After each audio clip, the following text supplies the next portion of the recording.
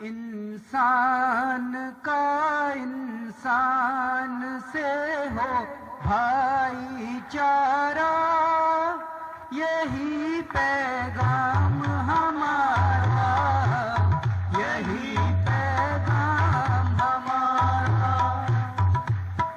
आज इस मंच से हम ऐलान करना चाहते हैं कि हाँ, हम अब चुनाव लड़के दिखाएंगे आप लोगों को।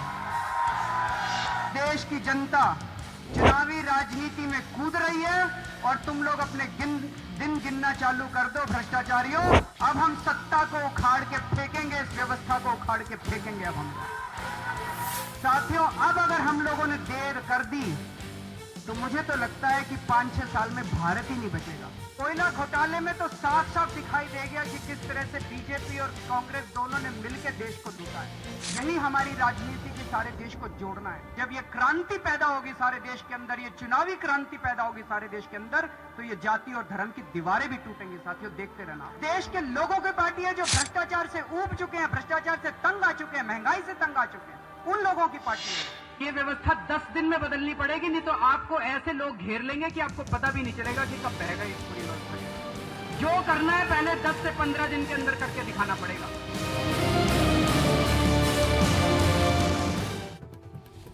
नमस्कार। शाम 6 बजे बड़ी खबर में अरविंद केजरीवाल की आंदोलनकारी क्रांति पार्टी, वो पार्टी जिसके हाथ में सत्ता आ जाए तो सब कुछ बदलने का वादा करती है, जहां देश का हर फैसला जनता की मर्जी से होगा। चीजों के दाम हो या आसपास का काम, हर कदम लोगों की राय से पूछकर ही किया जाएगा।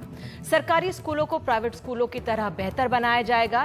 केजरीवाल के विजन डॉक्यूमेंट ने कदम सुझाए जिससे पेट्रोल 50 रुपए प्रति लीटर और डीजल 40 रुपए प्रति लीटर हो सकता है। राजस्थान में विदेशी तेल कंपनियां $3 प्रति बैरल की लागत से तेल निकालती हैं और $100 प्रति बैरल के हिसाब से बेचती हैं। क्या ऐसा हो रहा है? आज के जमाने में ये कथन मुंगेरी लाल के हसीन सपने जैसा लगता हो, लेकिन भविष्य में क्या ये क्रांतिकारी पार्टी जमीनी हकीकत बदल सकती है? क्योंकि आजकल तो आम आदमी ठगा सा ही महसूस करता है। हमारे साथ एक्सपर्ट पैनल तो होगा, लेकिन पहले बड़ी खबर में हमारे साथ खुद अरविंद केजरीवाल हैं, उनसे ही समझेंगे उनके विजन डॉक्यूमेंट को। अरविंद केजरीवाल हमारे साथ हैं।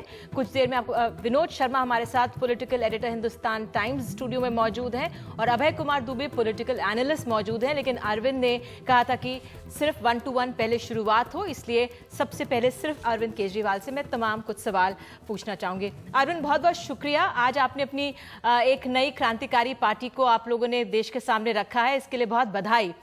लेकिन ऐसा क्यों लग रहा है अरविंद आपके भाषण के सुनने के बाद कि एक बहुत अच्छे हसीन सपने आप हमें दिखा रहे हैं? क्या वाकई ऐसा हो सकता है?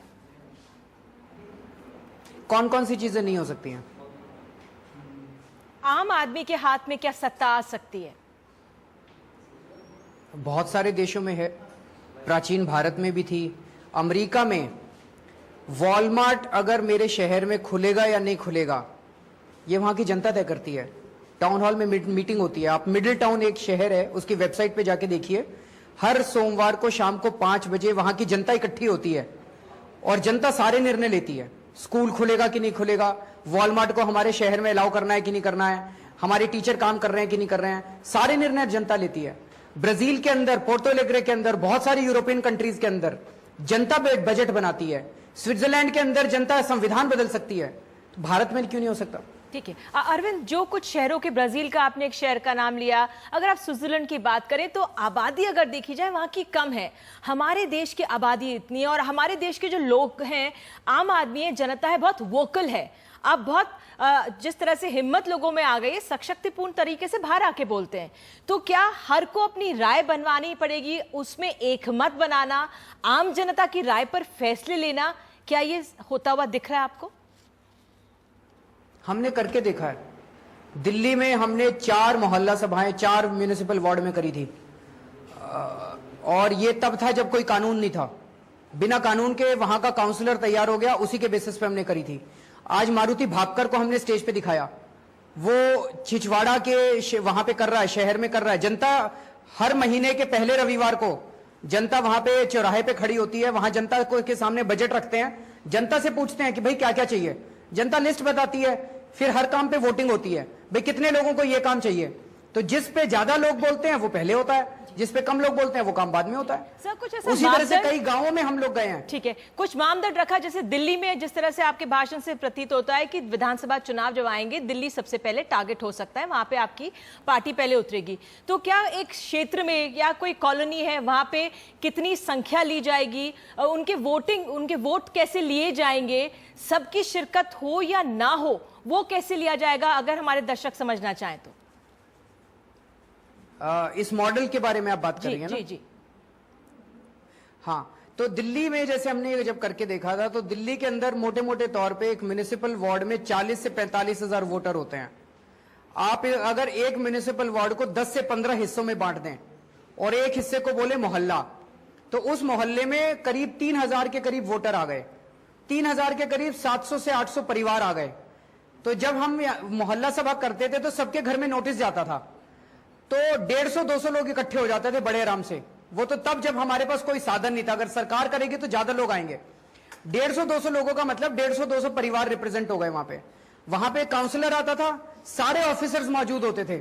मैं आपको एक बड़ा इंटरेस्टिंग किस्सा सुनाऊंगा जी। लोगों ने कहा कि अगर लोगों के हाथ, जो क्रिटिसिज्म होता है इस मॉडल का, कि अगर लोगों के हाथ में आ गया, हमने कहा भाई पेमेंट कॉन्ट्रैक्टर की तब होनी चाहिए जब जनता कहे कि गली ठीक बन गई।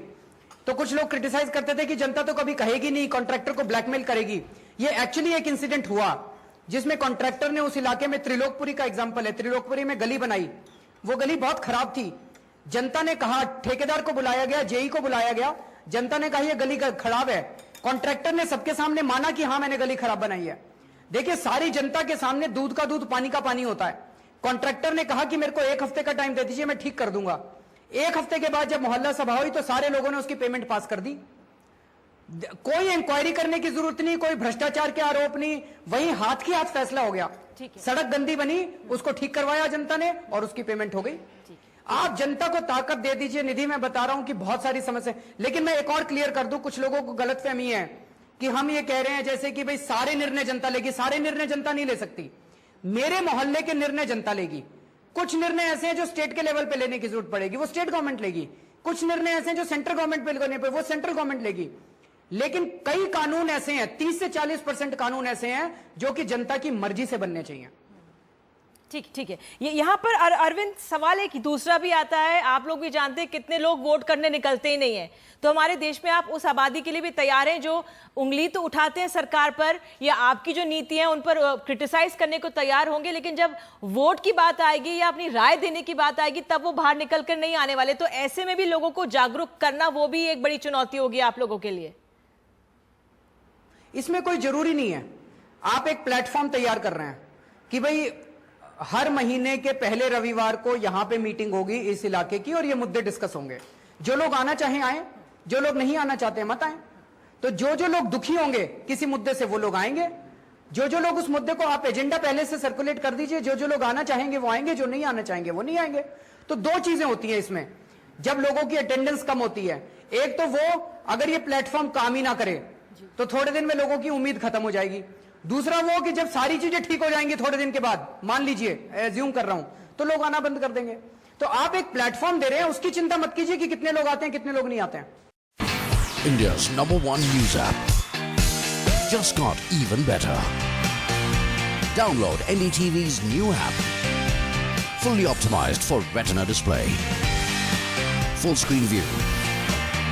Faster response time. And Sudoku. NDTV's new iPad app. Download now.